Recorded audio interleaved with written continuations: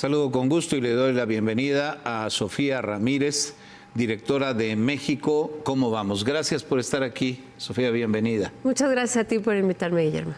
Y tengo aquí, me hiciste favor de traérmelo, el Índice de Progreso Social México 2015-2022, que está justo publicando hoy México, ¿Cómo vamos?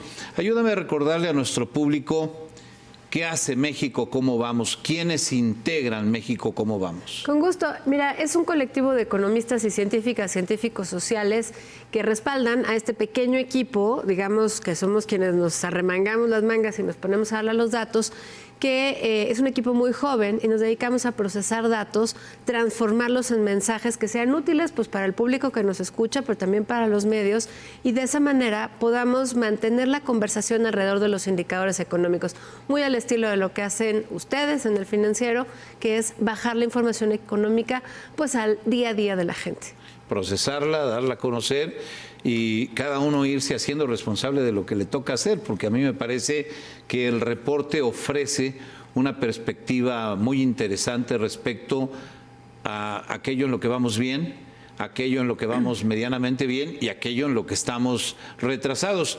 Es un informe de un centenar de páginas que se titula así, Índice de Progreso Social. ¿Qué mide? Mira, mide tres grandes dimensiones del bienestar. Extraemos todas las variables monetizables, no incluimos ingreso, no incluimos transferencias, no incluimos, digamos, ninguna cosa que pueda ser ingreso o gasto ni del gobierno ni de los hogares, pero sí incluimos 56 variables que nos ayudan a medir justamente pues si la calidad del alcantarillado es buena, si estamos recibiendo agua, no solo si tenemos un grifo en casa, si hay una buena atención, digamos, de primer nivel, medida a través de, por ejemplo, que haya bajas tasas de muerte materno-infantil.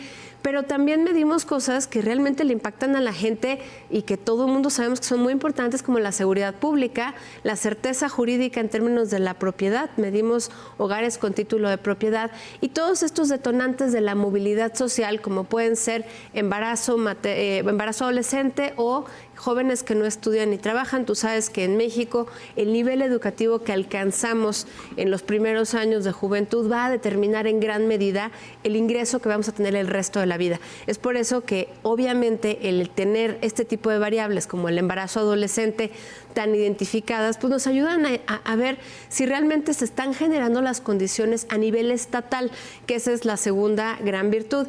Este tipo de herramientas lo que nos hacen es ofrecer instrumentos que podemos contrastar pues con variables tradicionales de economía, como puede ser el PIB per cápita, o incluso pues identificar en dónde están cayendo las inversiones por nearshoring, en dónde se están haciendo los grandes anuncios de inversión privada.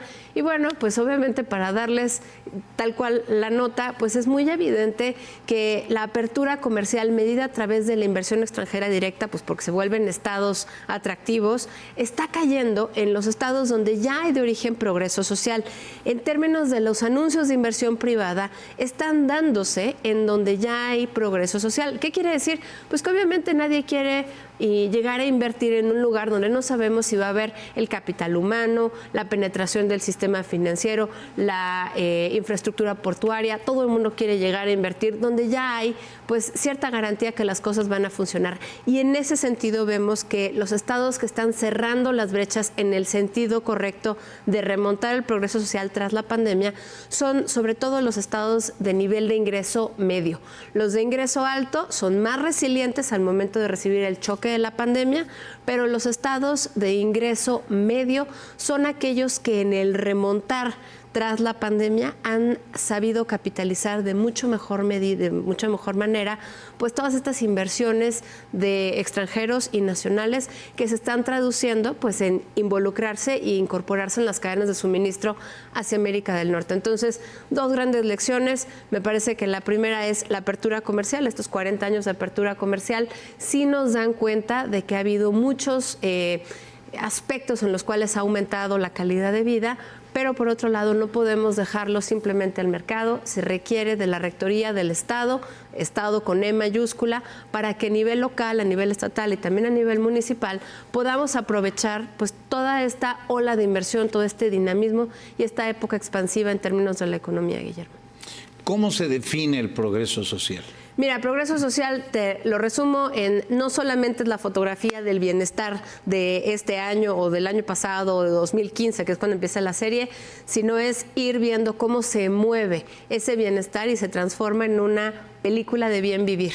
Cómo estamos, pues, manejando el ingreso público, el gasto federalizado, el ingreso de las arcas, digamos, a nivel estatal, para ofrecer los servicios más básicos, insisto, como infraestructura social básica, seguridad, sin duda uno de los grandes pendientes que hay, sobre todo en estados como Guerrero, pero también como Colima, pero también como Nuevo León, digamos, son problemas transversales, con capacidades estatales distintas, pero que al final, pues obviamente impactan la vida de las personas. Entonces, este progreso social lo que nos permite ver es cómo gasta el gobierno nuestro dinero, pero también cómo en nuestro modelo económico los estados con mayor formalidad laboral pues tienen capacidad de mover el progreso social de mucho mayor manera, digamos de una manera más dinámica en favor del bienestar, porque por ejemplo, pues ustedes lo han reportado, las escuelas privadas van para arriba, porque las mexicanas y los mexicanos tenemos más dinero en el bolsillo,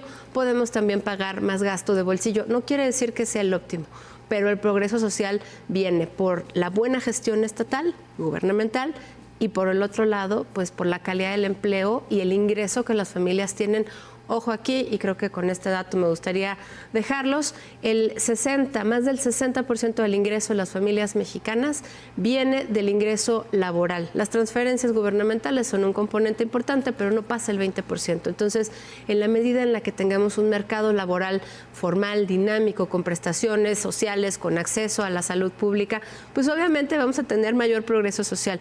¿Qué puede hacer el sector privado? Justamente volcarse a esta formalización pues un poco más estructurada del mercado laboral, y no solamente pues porque están llegando las transnacionales a invertir, no solamente por el nearshoring. ¿Qué puede hacer el gobierno? Pues administrar los pesos que tiene, revisar las entidades federativas, este gasto federalizado que hemos ido viendo cómo se disminuye y estamos en un momento crítico a nivel nacional, sexenio con el menor aumento en gasto federalizado en los últimos años. Y bueno, pues finalmente la parte de defender los aspectos de participación ciudadana hacia afuera, como puede ser la participación electoral, pero también pues esta parte de la certeza jurídica sobre el hogar, la propiedad y la inclusión, digamos, en términos de confianza vecinal, entre otras cosas. Se me ocurren algunos conceptos de progreso que me parecen fundamentales, y sé que esto no es parejo en el país. Somos un país con grandes diferencias de una región a otra o de una zona a otra, pero se me ocurre salud, siempre lo ligamos al progreso, educación, se me ocurre bienestar, vivienda, agua, tener acceso a todo este tipo de factores, seguridad personal, lo referías. ¿Cómo se ve el país en esta fotografía que hacen ustedes a partir del diseño de este índice? Mira, prácticamente si tú comparas los rezagos educativos, rezago en acceso a servicios de salud, con el mapa que se pinta a través del progreso social, vas a ver un mapa muy similar donde las carencias pues son prácticamente las mismas. No quiere decir que estemos duplicando, justamente lo que estamos poniendo es la lupa sobre estas grandes palancas del desarrollo, salud, educación, ya no solo en cantidad. Estamos viendo que la generación de 20 a 29 años es la generación de mexicanas y mexicanos más educada en la historia. Eso está muy bien, hay que volver a ver la calidad de la capacitación. Eso es más difícil de medir, no existen métricas, sobre todo después de las reformas que hubo en términos educativos, pero tú ves las estampas que marca el Coneval en este tipo de rezagos, las ves prácticamente iguales, y creo que la parte más dolorosa es que pasan los años y las mismas entidades federativas que están hasta arriba y las mismas entidades que están hasta abajo permanecen hasta abajo. Al final de la fila están, por supuesto, el sureste mexicano. Hay otras entidades como bien refería el cabeceo de la nota, Puebla, Tlaxcala, que están en el grupo de entidades federativas de menores ingresos, donde es que podemos ver que justamente la resiliencia por el golpe de la pandemia pues no fue tanta como fue en los estados más de mayores ingresos, de PIB per cápita más alto, y fue de hecho 50% mayor el tamaño del golpe en términos del retroceso en progreso social en los estados que de por sí ya tenían un progreso social reducido. Entonces se vuelve un círculo vicioso en el caso de los choques externos, pero también se vuelve una capacidad de reinventarse, digamos, amplificada, cuando de origen ya tienes pues el capital humano, como bien referías, educativo, si ya tienes cierto nivel de salud y sobre todo cierto nivel de bienestar básico, agua, drenaje, seguridad pública, hogares bien construidos, entre otras variables. Buena alimentación. Norte y sur, así aparecemos, ¿verdad? Es decir, los estados que aparecerían mejor, no sé si decir calificados, porque al final no se trata de poner una calificación, sino de entender la definición del índice. Los estados que salen en mejor situación son los del norte y más rezagados los del sur, es así, ¿verdad? Sí, mira, en términos redondos, como nos proyectaban hace un ratito el mapa, puedes ver los estados de PIB per cápita más altos, sin duda, son los fronterizos, y en el centro, bueno, pues Ciudad de México.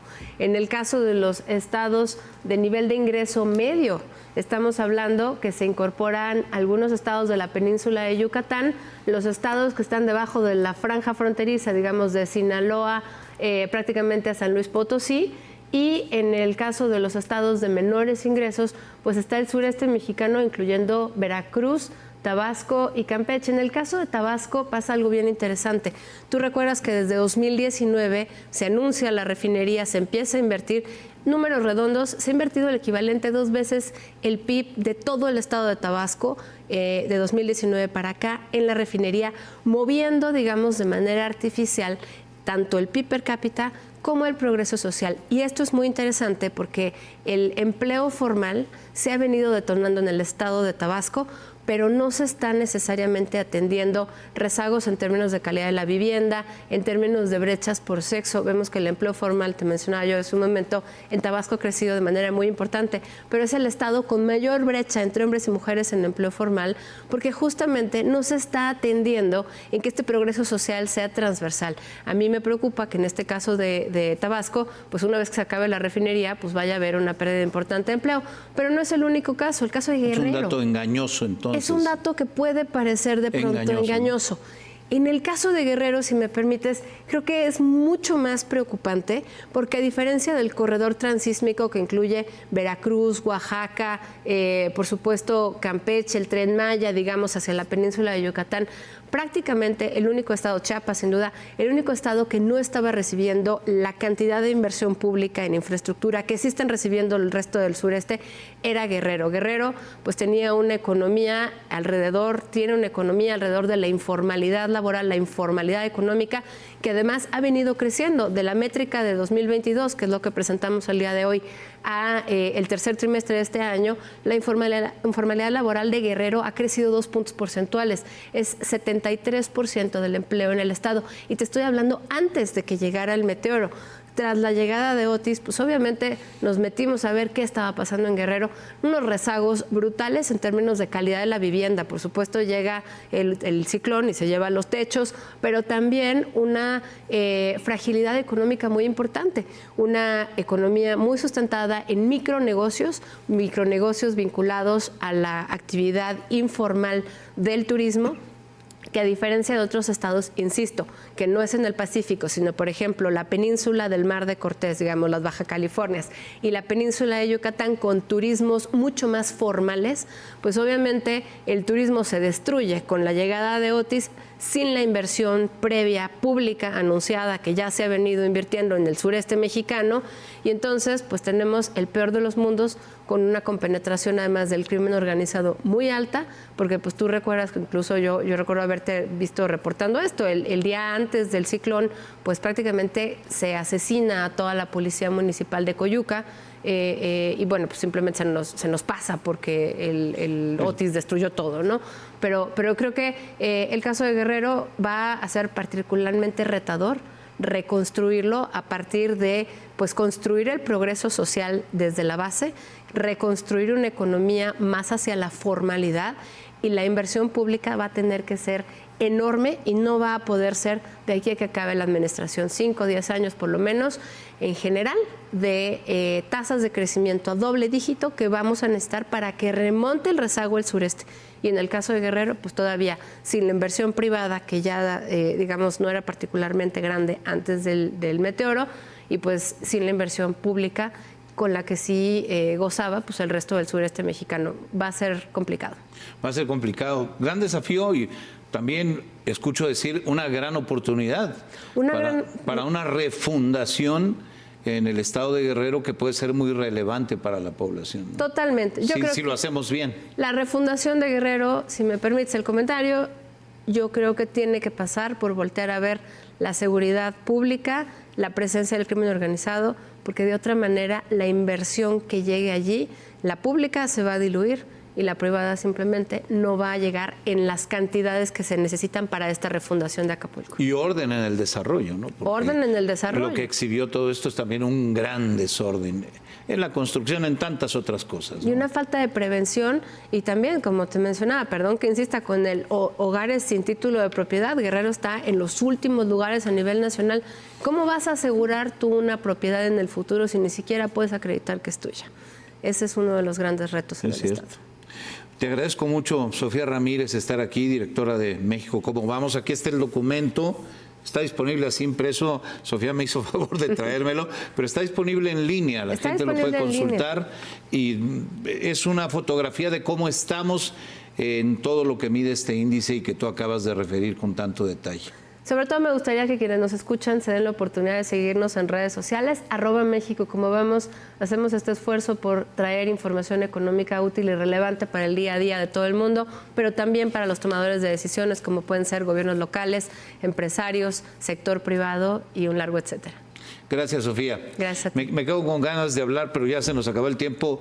Un poco de cómo juega el nearshoring en todo esto. Lo mencionaste lateralmente, pero es muy interesante. Ojalá en otro momento tengamos la oportunidad de conversar sobre eso, porque el país es diverso, el grado de desarrollo es diverso, como hemos platicado.